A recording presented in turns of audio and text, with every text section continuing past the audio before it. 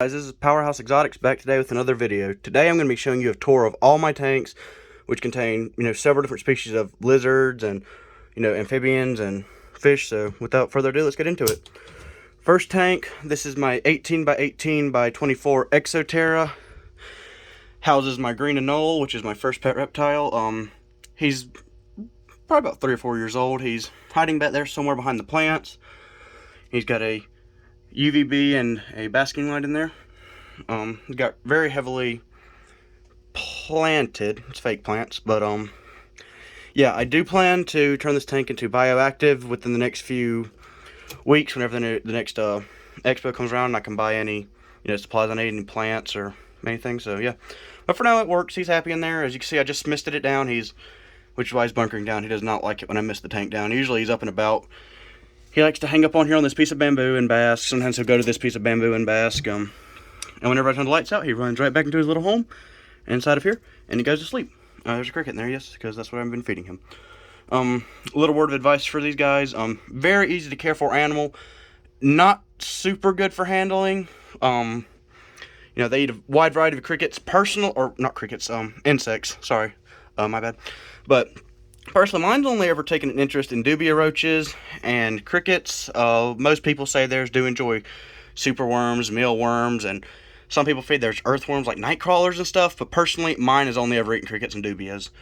And personally, I prefer to give them crickets as they're a better source of protein. And they offer more enrichment as they run around more and he can chase them down. And it's pretty fun to watch him hunt. He rarely ever does it in front of the camera, but when I'm around, he'll do it. So, okay, on to the next animal. Next up, we have my hermit crabs, Sheldon and Shelly. These are the Caribbean hermit crabs. Kind of an actually easy to care for species. This is a 10-gallon tank. Some people say 20-gallon is better, but these are still smaller. I wouldn't say juveniles, but younger adult hermit crabs don't need a super big tank. This is a tank made by Thrive. It's got a sliding lid. I have a UVB bulb on them, just for extra calcium and supplements. They're a nocturnal animal. Despite the fact that they're invertebrates, they're actually a very intelligent species. Super, really social. I have Shelly down there in her little hide.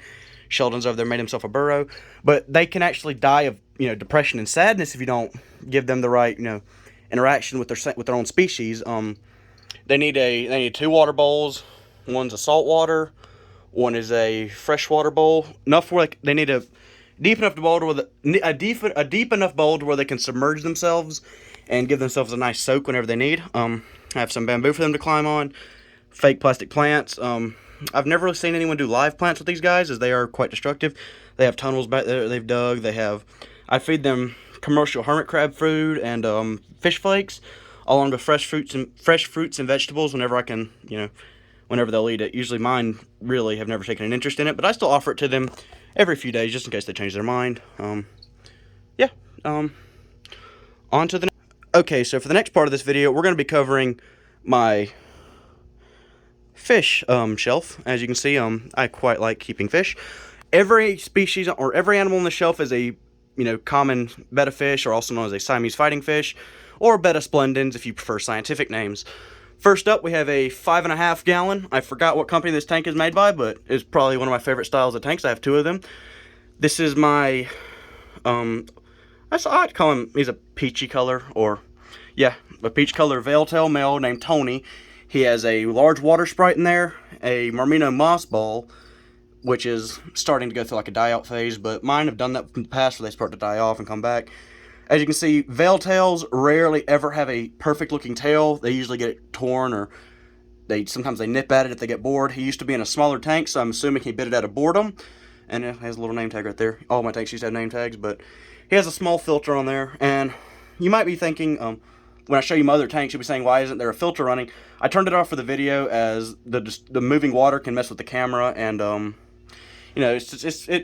background noise that the tank's running gets quite annoying. So on the next tank, we have a 10-gallon, and I just set up. This tank has been cycling for several months, and just the other day I was able to put in the fish for it. That is Robert. He is my koi placate male. I really love him. He's really interactive.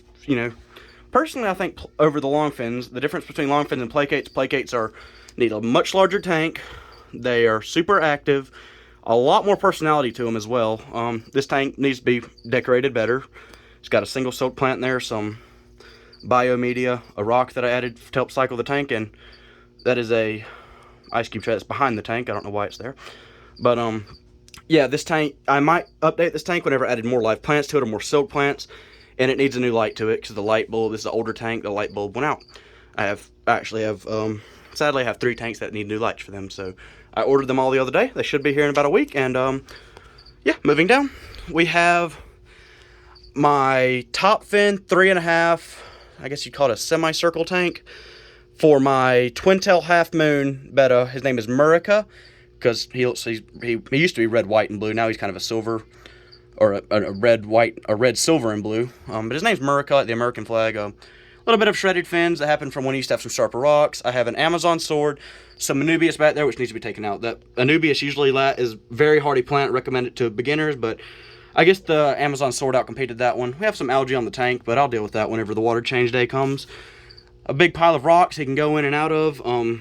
These are river rocks. I found him in a river. No sharp edges, so no damage to his fins. He's been in here for about a week because I upgraded some fish and moved him around to appropriate tanks. And yeah, he's been loving it so far. He's waiting for food. I have not fed them today. And the next tank probably has my most beautiful fish, Aries. He is a king placate male. King bettas are notoriously larger than their, smaller counterparts. He has a little blemish on his head, and I guess he cut it on a rock or something.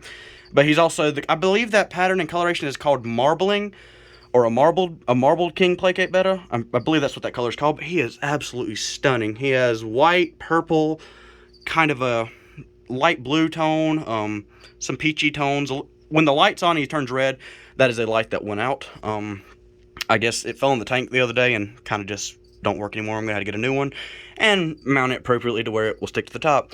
He has some Armino moss balls in his tank. They might have fell behind the rocks. He likes to push them around a little bit, but he's a super interactive betta because he likes to play a lot. That filter is off. He has, I believe that is Anubias congregensis or Anubias.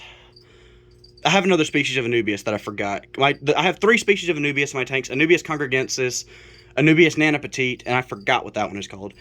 Or that might be Anubias congregensis. I don't know. I'm not an expert. He has some water sprite, which is his favorite plant. He has a little clear dome thingy. He likes to go in there, and I've seen him play around. Some pots. Yeah, he really likes his tank. This is a 10-gallon, by the way.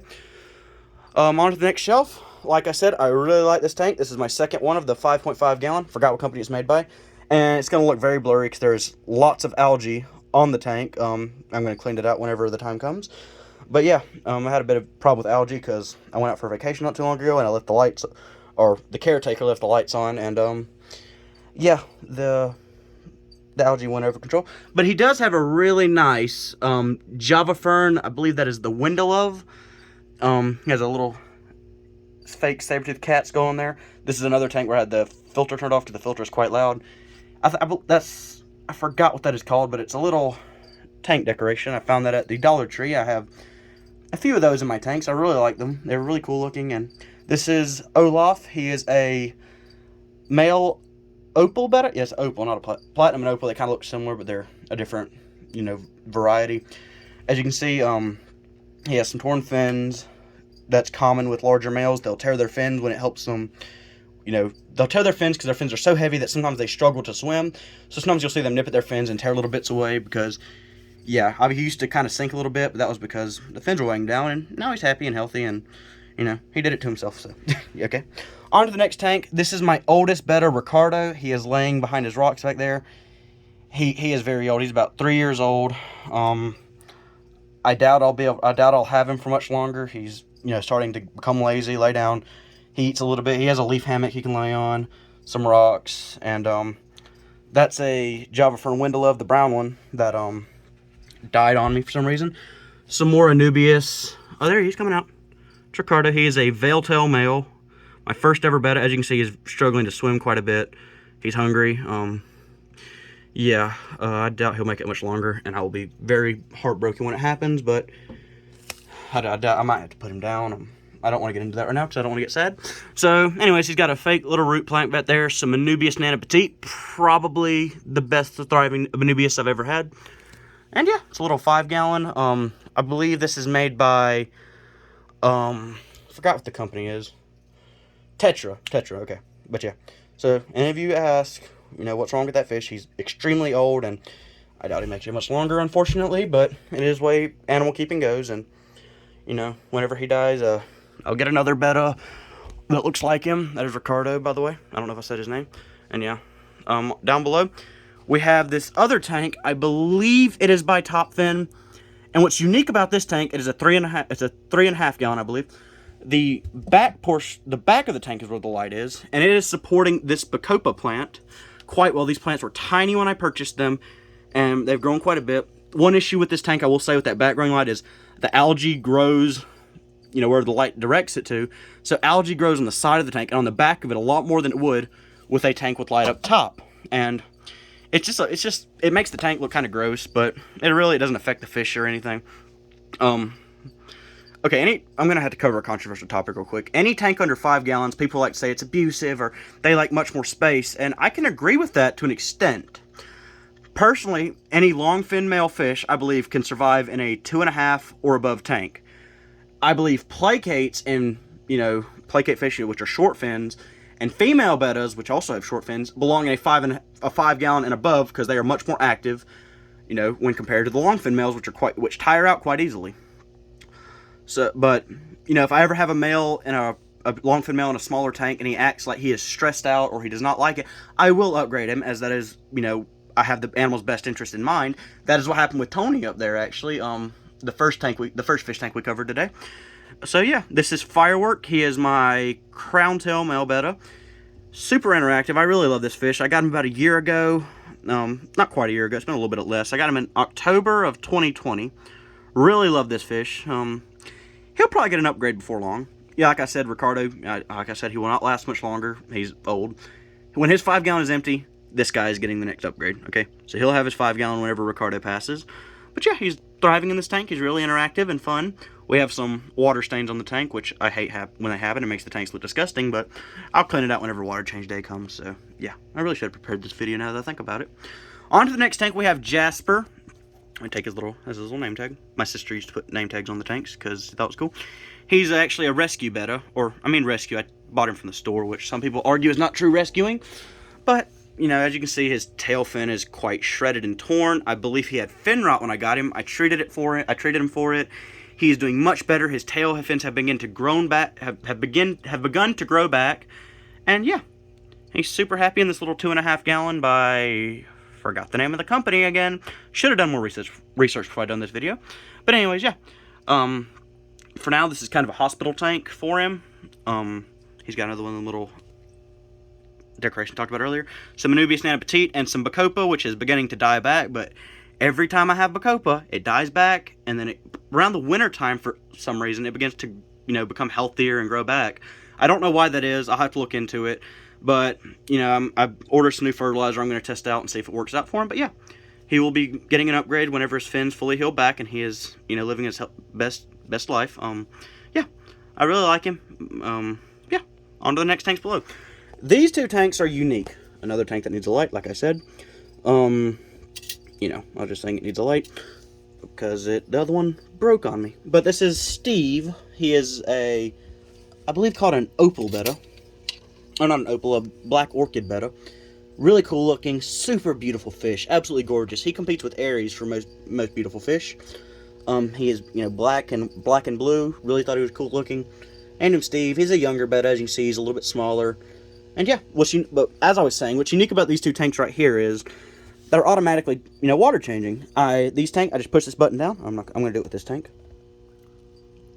That leaked out everywhere, but I usually lift it up when I do a water change. But I do about a 50% water change weekly. Both of these are 3.5 gallons. But yeah, it automatically cleans the tank. And once a month I'll go in with a siphon, and because, you know, this doesn't clean everything, I'll go in with a siphon and put it in the rocks and, you know, clean out like it should be cleaned. And yeah, so that's Steve. Next is Scarlet. She is my glow betta. She's quite shy. She's hanging around back there somewhere. I don't know where she is. She was just out here a second ago, but I fed her before we started the video, so she's probably full and content. So yeah, sorry for the disturbance there, folks. I had to pause the video for a second. My brother, he was making some noise. He's only 3, so I'll let him get away with it. But this tank has some Bacopa. The Bacopa is thriving in here, absolutely gorgeous. I have some Anubias Nana Petite, which is actually probably my best, you know, thriving colony. of Anubias nanobatite. Some rocks in there, a little potted plant. But yeah, as I was saying, she's not. I don't know where she is actually. She was literally out here 5 minutes ago, but I fed her, and I'm assuming she got tired and went back in there. I just did a water change on this tank, and that's why it's so cloudy looking.